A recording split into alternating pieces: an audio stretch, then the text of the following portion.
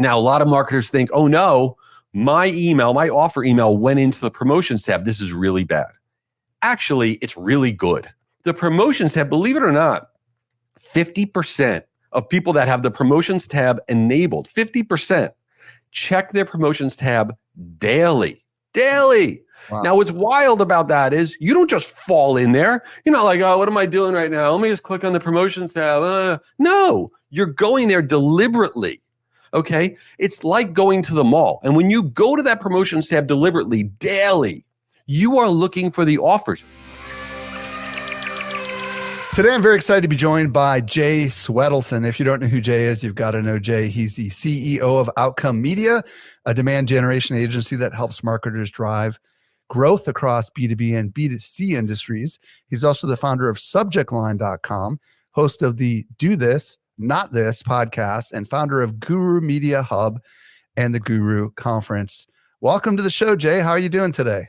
I'm doing great. I love this podcast, so it's an honor to be on it. I'm super excited to be here. Well, I'm very excited that you're here, Jay. And today, Jay and I are going to talk about email marketing tactics that work.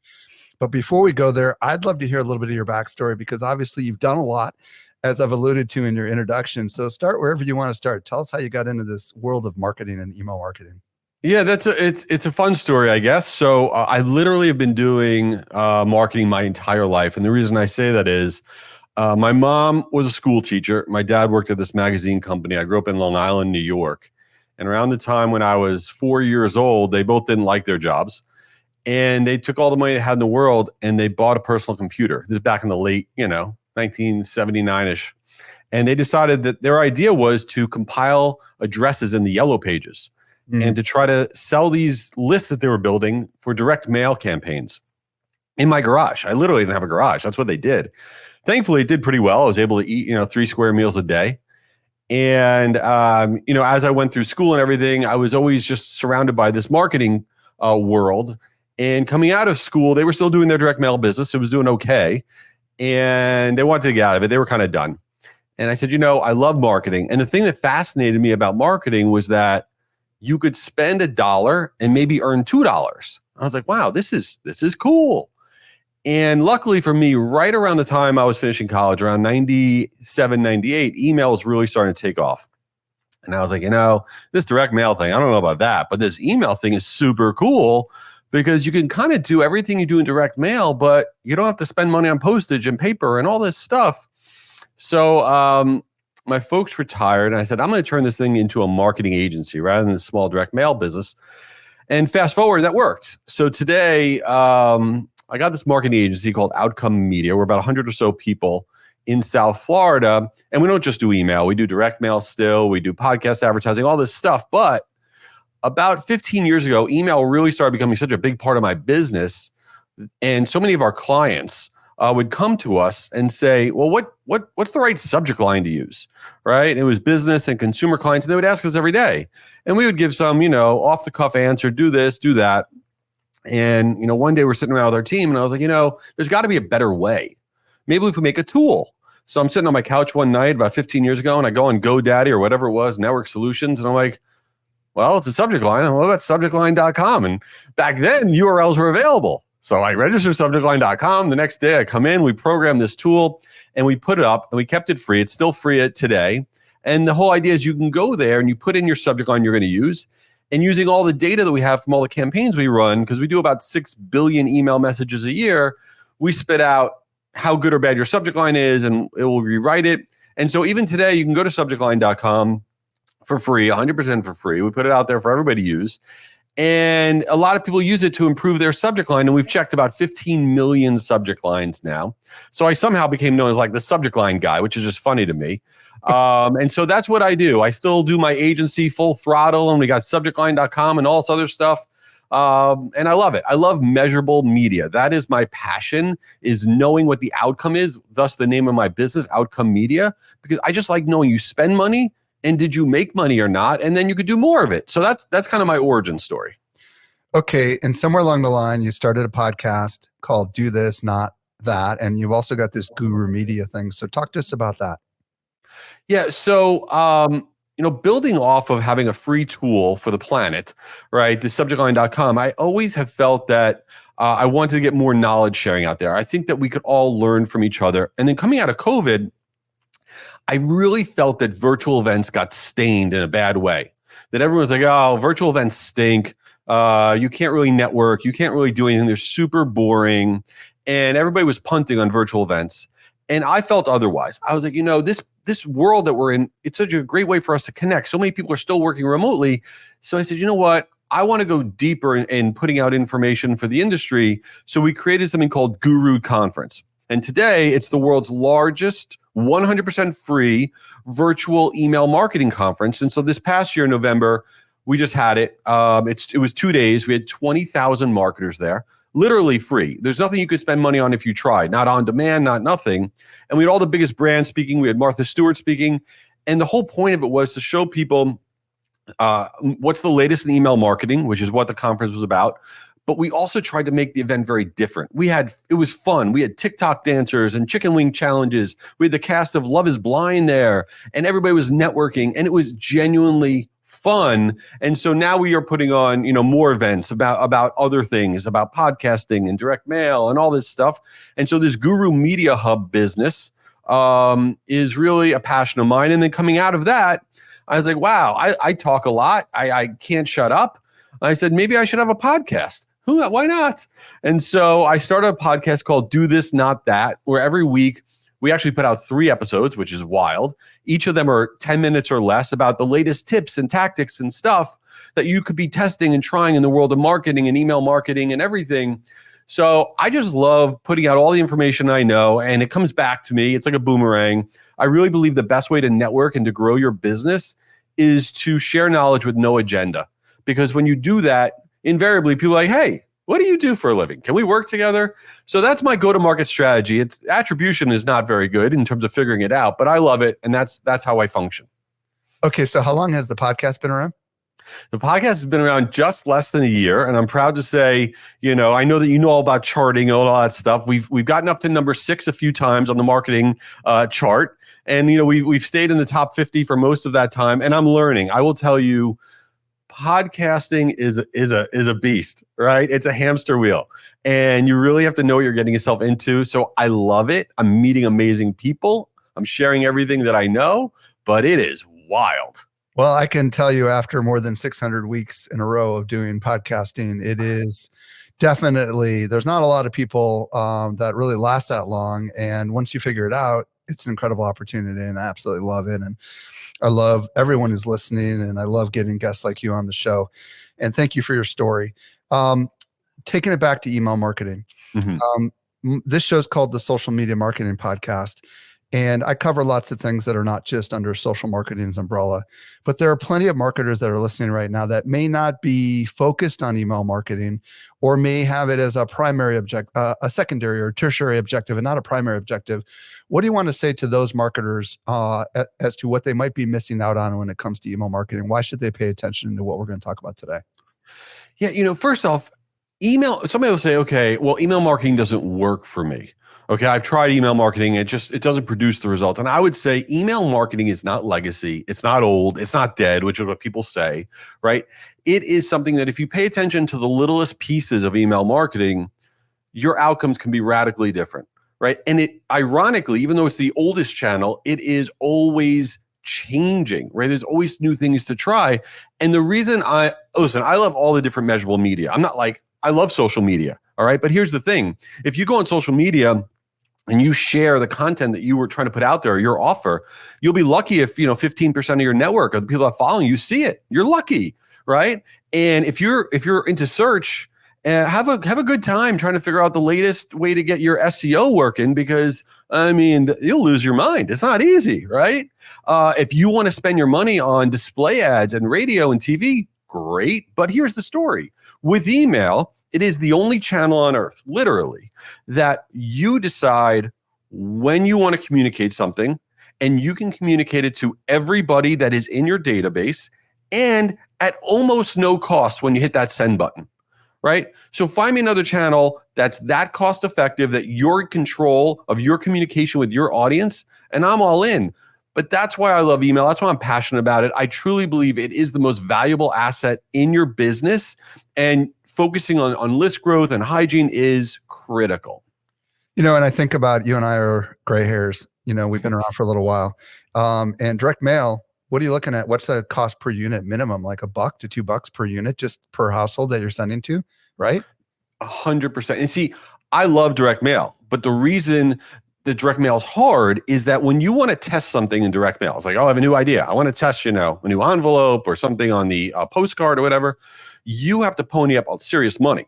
You're ponying up postage, you're ponying up paper. There's a lot of cost there, right? And you don't know if you're going to get that return. And if you mail it out and you've just blown a lot of your budget. Now, an email, you could wake up today and be like, I want to test this, right? Press send. If it doesn't work, okay, on to the next. So it's not, does direct mail perform better than this or this perform better than that? You got to look at the cost effectiveness of things. And email gives you this kind of laboratory environment where you could really just mess around and try a lot of stuff out and fail your way to success, which is pretty awesome. Yeah. And we, at Social Media Examiner, email is like our prime way that we do everything that we do. And we love the fact that we can do split tests and we can do all sorts of really cool experiments and track what works and what doesn't work. And these are all the things that, I think make marketers who are even slightly analytical extremely excited. There are plenty of myths out there about email marketing, right? Yes. Let's address a couple of those before we get into kind of what does work. I'm glad you brought that up because I think that the thing that holds back most marketers in terms of generating the performance that they should be getting out of email is that most marketers do the same thing. They go on Google and they'll type in, email best practices, what I should and shouldn't do. And sadly, there's a total proliferation of misinformation about email best practices. What do I mean by that? Okay, if you went on today to Google and said, what is the list of the 2024 spam trigger words? You would find probably 100 articles that will give you a list of, 500 words to avoid that you should never put, let's say, in your subject line. Because if you do, that's going to be the primary reason you're going to the junk folder or the spam folder. Words like free, right? If you put that in your subject line, or maybe symbols. If you put an exclamation mark or a question mark in your subject line or an emoji, they'll say this will cause you to go to the junk folder because you'll look like a spammer. Now, the reason this goes under the category of myth is that if you rewind about 10 to 15 years ago, email technology and marketing technology in general was very different, right? The reason that you got filtered, the primary reason that you got filtered, went to the junk folder or spam folder, was based on content. The words that you were writing, the symbols that you were using in your subject line, in your headline, in your body copy, right? But everything changes. All technology is all changing. So if you fast forward to now, the primary reason that you stay in the inbox versus going to the junk or spam folder has nothing to do with the words or symbols that you're using. It has 100% to do with your engagement. How often are people opening and clicking and responding to your email? When they're opening and clicking and responding to your email, that is why the receiving email networks, the Gmails and Outlooks and Yahoos and Comcast and all this stuff, they're looking for that engagement.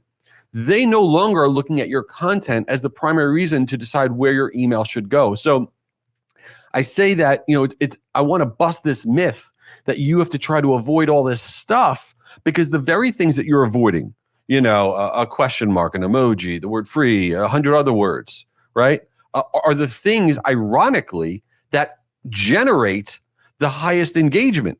So you're avoiding the things that could make you a success. And I want to liberate marketers and be like, go out there. It's not 15 years ago. And don't believe everything you read. Most marketing best practices out there are regurgitations of old information from 10 years ago. And everyone's just lazy and pumping it out there. And that frustrates me. Let's talk about what the word engagement means, because in my audience, that might mean different than what it means for email marketing. So what does engagement actually mean? Does that mean like in Chrome, if you're using Gmail, they watch to see how long the email is open for, or what kind of metrics are they tracking? Well, I'm glad you talked about the metrics for a second, because another big myth and ties into this in the world of email has to do with, let's say, open rates, okay? And a lot of marketers will say open rates are irrelevant in email. When you send out an email, let's say you send an email to 100,000 people, and you go into your tracking report, it says you got a 20% open rate. Okay, if you rewind 5 years ago, you could feel pretty good that, 20,000 out of the 100,000 opened my email. Those metrics are pretty sound.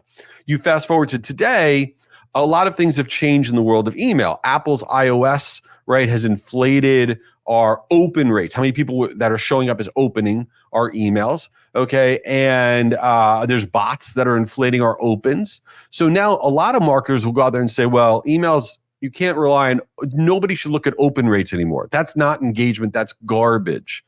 And I'm like, no, open rate is among the most valuable metrics that you have. And here's why I say that.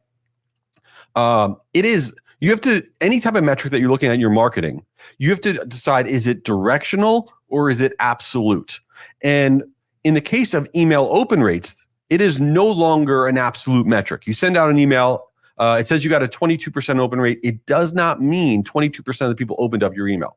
It is a directional metric now. What I mean by that is, let's say you send out an email and you have 100,000 people, 50,000 people, you test putting an emoji in the subject line. The other 50,000 people, you don't.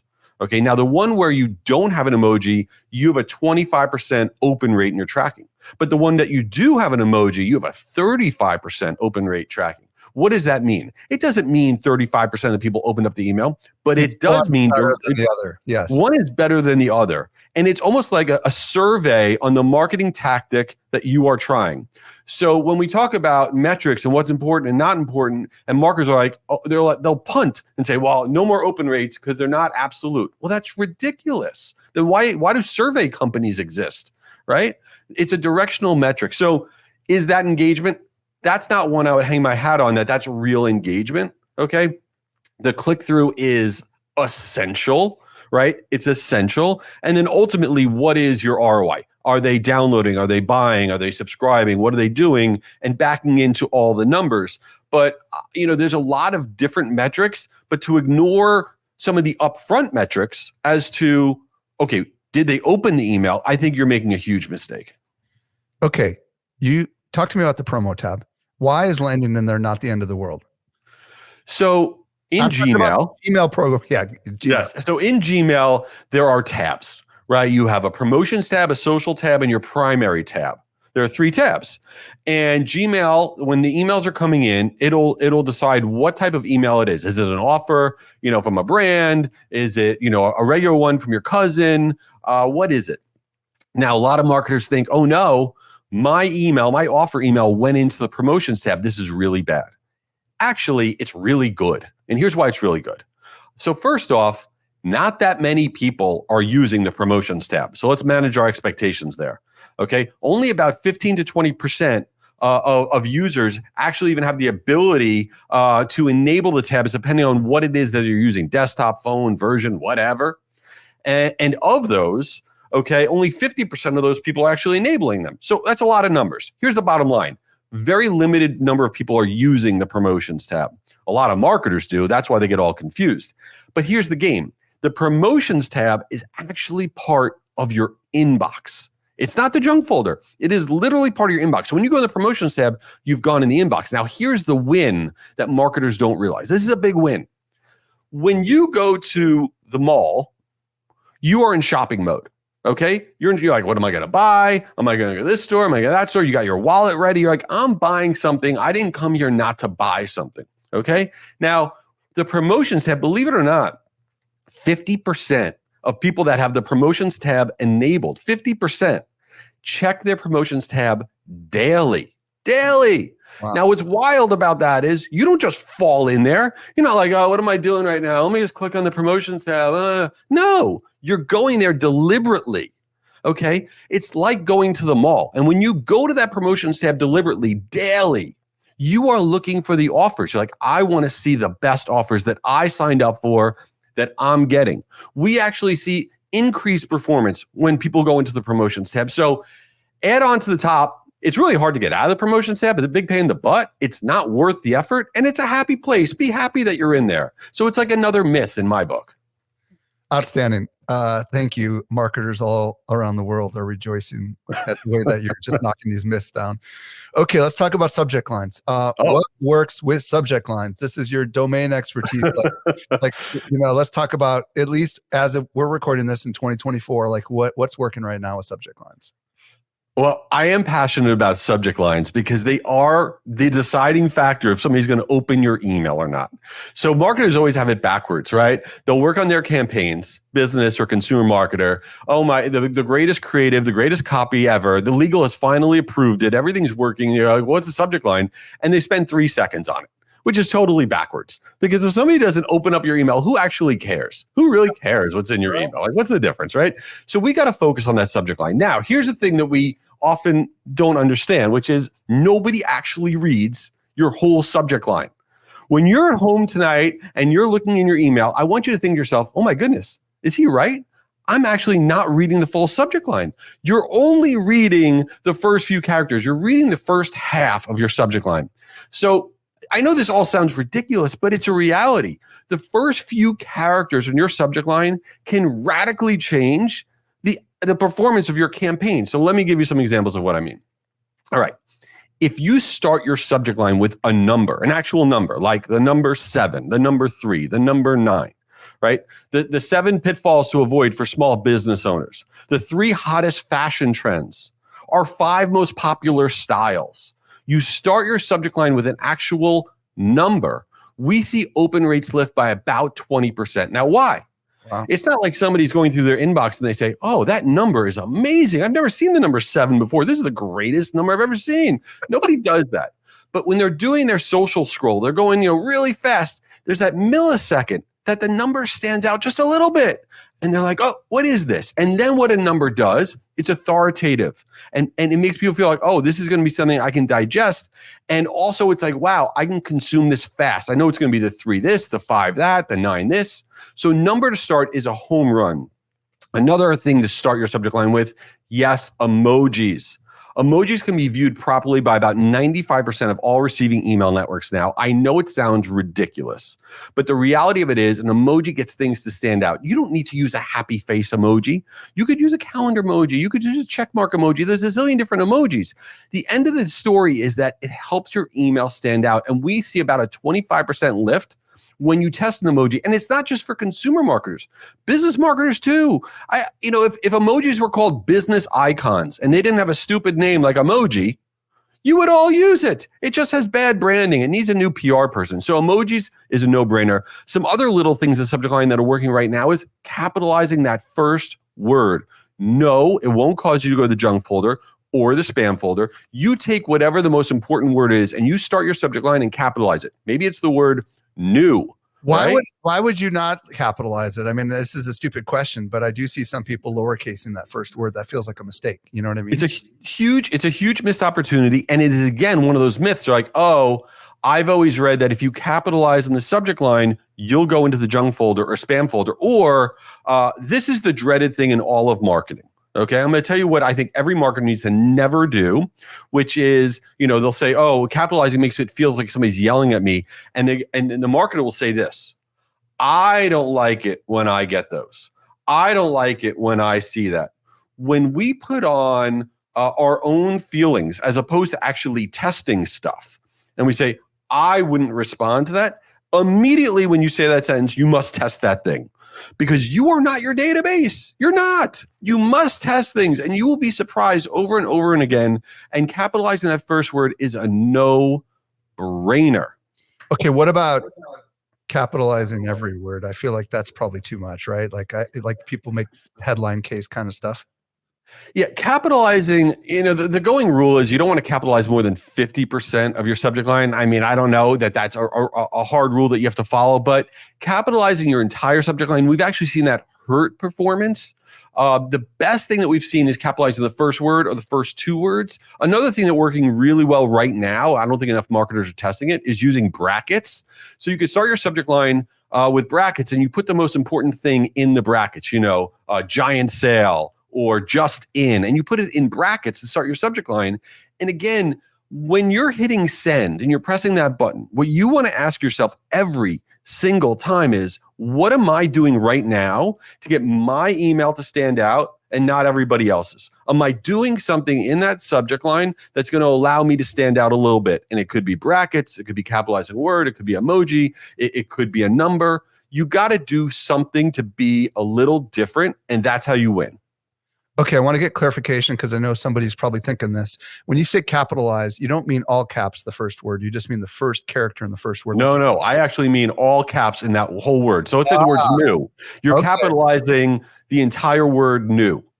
Okay. That's an important distinction. That is an important distinction. Yes, you're capitalizing the entire first word, every letter in that word. The other side of it would be title casing, right? Title casing actually works where in your subject line, you are capitalizing the first letter of each word. Okay. Actually, the first letter of each word is called title casing. And actually, you will get a lift by doing that. The irony of the subject line and of email in general is you should ignore everything you learned in any English class you ever took. Poor grammar wins. Poor punctuation wins. Okay. It's what stands out. It's what we react to. So yeah, capitalizing every letter in the first word is what we're talking about. What about putting the word for? We talked about when we were prepping for this, like for new parents or whatever, like saying who it's for. What's your thoughts on that? Yeah. So one of the big topics in email marketing and marketing in general is personalization, right? So when we say personalization in email marketing, a lot of marketers default to thinking that that means you're going to put the person's first name. It's going to say J, comma, check this out.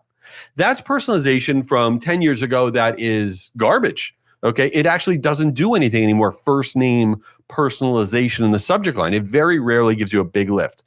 But other forms of personalization are crushing it in the subject line. And what the concept here is the faster you could tell somebody who they are, the faster it is that they're going to open up that email and engage. What do I mean by that? Personalization about interests, for example. If you write just for DIYers, just for golf enthusiasts, okay, just for people who love to fish, just for fashionistas, when you get that, like if you sent out an email today and you said just for marketers, you're like, what? I'm a marketer. You immediately feels that it's about you, it resonates with you, and you're going to open it up. Okay. You could even do it on the B2B side, right? Just for CFOs, just for new business owners, right? You want to tell the person who they are. And then you can also layer in things like life events, just for new homeowners, right? Just for new parents. When you could tell the person who they are, that's the personalization that does incredibly well. It's not putting the person's first name. That's not impressive anymore, right? So telling them who they are, I think, is probably the single best way to generate engagement now as compared to 5 years ago. Okay, this isn't part of our planned line of questions, but I have a question about split testing. Okay. Different tools have different kinds of split testing. Some of them will do like run both variants for the first like hour or 2 hours, pick the winner and send the rest. Others are like split it right down the middle for the entire send. Do you have a preference as to which one's the better way to do a split test? So that's a great question. I'm a bigger fan. I know a lot of people do that after an hour. Let's roll out to the bigger population because you don't want to waste the send, if you will. Right. I'm a bigger fan of statistical relevance. Right. So if you're sending out, you have 100,000 people in your database, do a true A/B split, 50,000, 50,000, because you want to really be able to get a read that you can react to. And then the other piece of that, when you're thinking about your test, whatever it is that you're testing, I think this is a mistake marketers make a lot. Make sure that your test is different enough. Okay, it's different enough. You can't have an A and a B that are sort of the same. You want to make sure your A subject line and your B subject line are radically different. Because if not, you're not going to have anything to build on. The worst test you could possibly do is one that you can't scale or is statistically irrelevant, right? Like if you're setting up a test, for example, you're like, all right, we're only going to send this to our 10%, our best 10% customers or whatever. And that's a population of this. Well, what happens when that works? You don't have another 10%, right? So make sure your tests are of a small percentage of a much bigger pool that you have. So that way, when the test works, you have something to scale. Don't test into a small population because you're wasting your time. Well, and I love this because obviously when you run an email test, there's multiple variables that you might want to test. The obvious ones that the email platforms are going to provide are either clicks or opens, but there might be another test, which is conversions, which you cannot track within the email platform, right? And that's where you're going to have to actually have slightly different messages with different trackable UTM parameters on it. And testing can be really sophisticated. So thank you for that. Let's talk about promotional emails. Obviously, subject lines, a lot of the ones that we've talked about would be great for people to test. What is working these days when it comes to promotional emails? Because we've got an audience of marketers here and they kind of want to know, like if there's certain tips or techniques that you can give them on the promotional side of things. I would say in the world that we live in today, and again, I think it's underutilized, the most powerful word in marketing is the word most. What do I mean by that? All of us have a shared brain. We really do.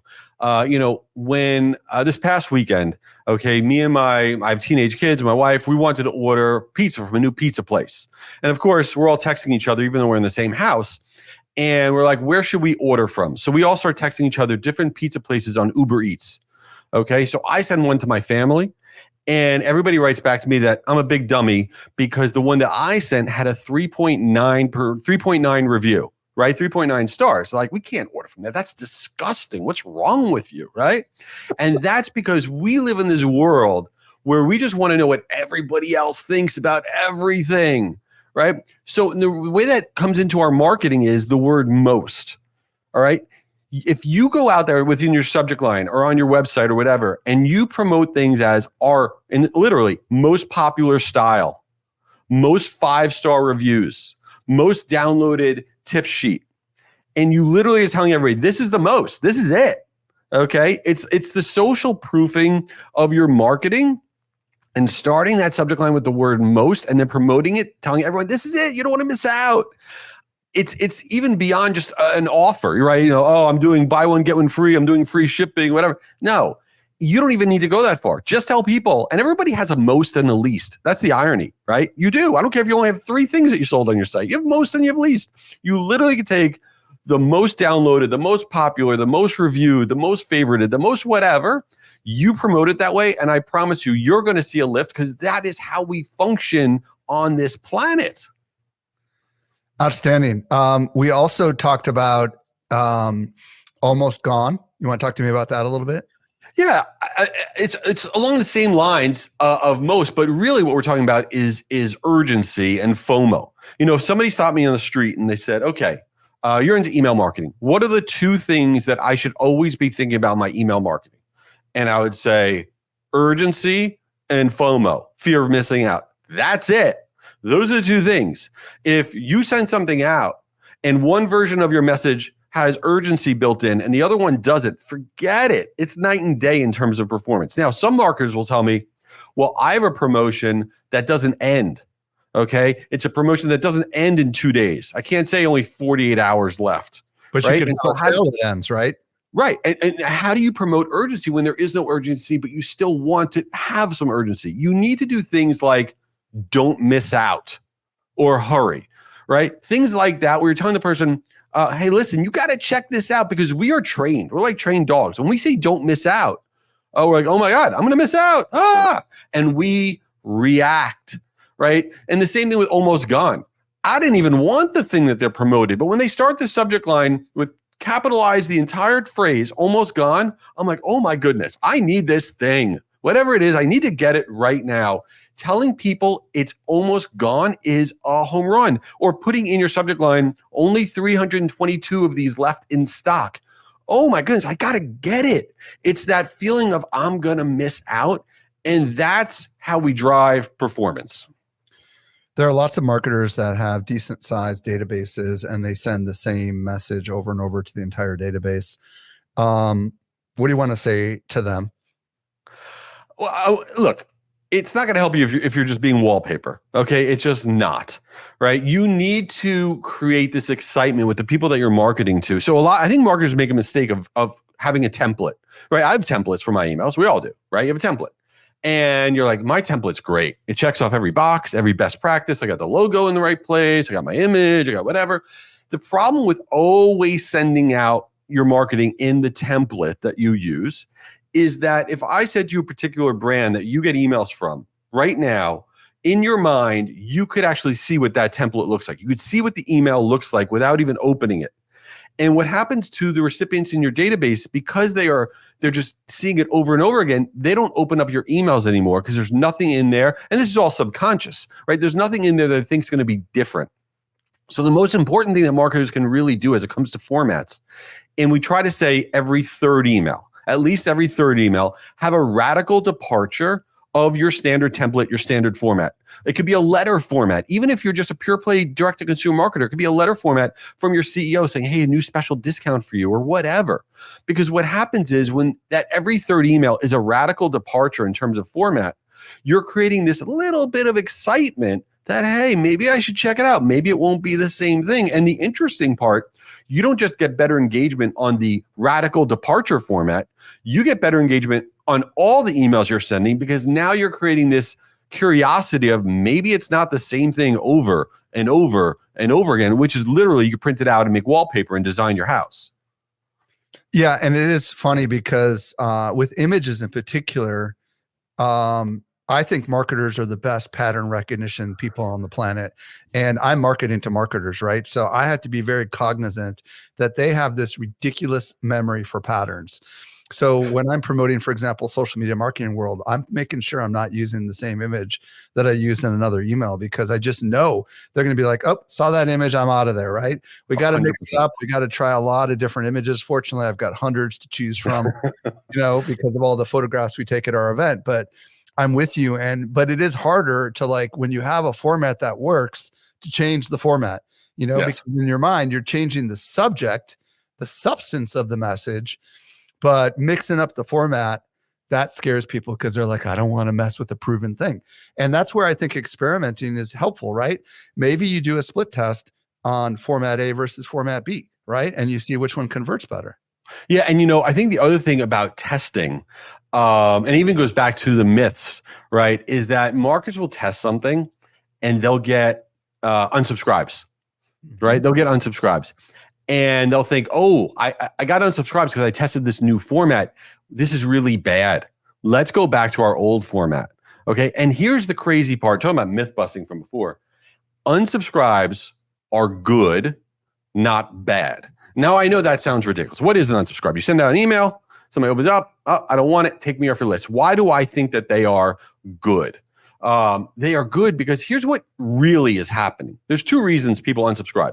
One, they need to reshuffle their life. They're subscribed to too many things, and they're unsubscribing from like 20 things at one time in that bad day that they're having. The other big reason is you listen to this podcast and you said, that guy Jay, he talks a lot, he's all over the place, but he said I should try brackets in my subject line. So you go out and you try the brackets, you hit send, and you know what? You get a great open rate, great click-through rate, but you know what else you got? You got more unsubscribes than ever. And you're saying, well, that guy Jay doesn't know what he's talking about. I got all these unsubscribes. He's terrible. No, that's not what happened. What happened was, because you used brackets, you tried something new. For the first time in forever, you stood out to that person who hasn't even really seen your email. It's been wallpaper to them. And they opened up the email and then said, you know what? This isn't for me anymore. I don't do this for a living anymore. I'm not interested in this product anymore. I just bought socks. I don't need to buy them. I'm going to remove myself. Right? You're generating more unsubscribes because you're generating more interest, right, in what you are doing. So you can't look at these things where you're changing a format or a subject line and then you react to this one metric that really is not the metric that you think it is. And never let the nastygram change your marketing. I hate that. Every marketer will send out an email and then they'll get one nastygram back that says, they'll write back, I hate you. Why are you sending me this? This might even be illegal. What you're doing is wrong. I never opted in. You're a terrible person. And magically, that nasty. They're reporting me to the police department as harassment. Yes. I had someone tell me this. It's unbelievable. Keyboard commandos are everywhere. And it's because email is so easy to react to. And the magic of email, somehow it circulates into your company. It always makes it to like the CEO, who then forwards it back down to the marketing person. And it gets to your inbox. And you're like, oh my God, I got a nastygram. And what do? We all say, oh no. Stop. We're sending out too much. We need to send out less because we got this one email from this person who's having a really bad day and they're ruining my marketing campaigns, but we're going to stop sending email. You can never react. Don't let the loudest voice in the room change your marketing plans. It drives me crazy in the world of email because it happens all the time. Well, you're talking to social media marketers. They're used to getting this stuff on the Yeah, social that's platform. true. So you're preaching to the choir here. Okay, let's talk about call to actions inside of emails. Number one is many email providers offer buttons. Other people just use good old-fashioned links. Do buttons versus no buttons matter? And if so, also what copy should we have inside of these calls to action? Well, graphical buttons are great. I mean, I would, if you're going to do one or the other, I go graphical button. I like having actually both in messages, especially for when people have images turned off. But the biggest thing about call to action buttons is the words that you're using for these buttons, which I think really is a massive missed opportunity. What do I mean by that? You can write whatever you want on these buttons. And you might think, well, I'm tuning this out. This is irrelevant. But no, this is like a game changer. Here's a crazy stat. When you write your call to action buttons in first person, you can see over a 20% increase in your click-through rates. What do I mean by that? Let's say it was a webinar you're promoting, right? In the message, does it say register, okay? Or does it say save my spot? Which one sounds better to you? Or if it's a direct-to-consumer offer, does it say buy now or get me my discount? You could literally write get me my discount instead of buy now. Buy now is a benefit to you, the sender. Get me my discount or, ooh, I want this right there on the button, right? That's a benefit to me, the recipient. When you write it in first person, and the buttons can be long. They don't need to be one word or two words. It can be really long. When you write your call to action buttons in first person, it dramatically changes the number of click-throughs that you're generating because the person feels invested, they feel excited, and they're not looking at the button saying, this is the greatest button I've ever seen in my life. No, they're moving very fast, and they're like, you know what? And they react to it. So buy now, put that on the shelf. I like that. I've experimented with that a lot actually, and it is true. Like, tell me more, or I want in, or save my seat. These kind of words I do think help, and I think there's some psychology at play there. Absolutely. And you're right. It's about them thinking about themselves instead of them thinking about you as someone who's trying to take something from them. Right? Always. Yes. Benefit versus commitment. Always. Okay. Time of day. Does it matter, and day of week when it comes to sending emails? What's your thoughts on that?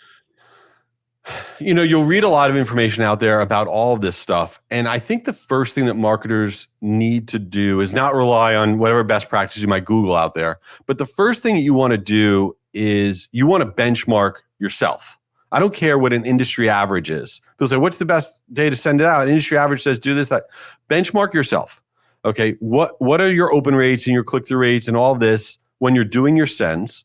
Okay, and you also want to break out the different types of emails that you're sending because people react to different kinds of emails at different times of the day. What do I mean by that? You have newsletters, you have offer emails, you have announcement emails. Newsletters are read way earlier than promotional emails. Right. And so when you go and you Google what's the best time to send an email, it'll literally say consumer emails do best at 11 a.m. Well, are all of your emails exactly the same? Your newsletters, your announcements? No, they're not. So you want to bucket your emails when you're doing your sends and have your own benchmarks by the type of email that you're sending. Now, it's always changing, the best time, the best day. But what you always want to think about is who you're sending to. I'll give you an example of what I mean. It's interesting in the world of email is that age plays a reverse order when people want to engage with email. The older you are, we've found, the older you are, for example, boomers, the older you are, the earlier you read email because they're getting up, they're reading stuff, right? So if you go in reverse order of who your audience is, right? If you're targeting Gen Z instead of boomers, Gen Z is going to be reading that email later in the morning, later in the day. So you want to think about who you're marketing to.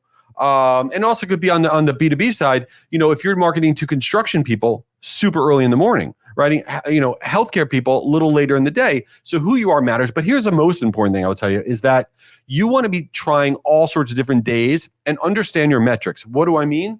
So let's say you send an email out on a Thursday and it gets, 30% open rate, 5% click-through rate, whatever. And then you're like, I'm going to test Sunday because you should. test every day and continue to test every day. But on Sunday, when you send it out, you only got a 20% open rate and a 2% click-through rate. So what are you saying to yourself? You're saying, well, Thursday did a lot better because I had a much higher open and click rate. But no, that's not what you want to look at. What you want to understand is that different people read email at different times. So when you send out that email on Sunday, you're actually going to get a population of people that probably are never going to be opening up your email on that Thursday.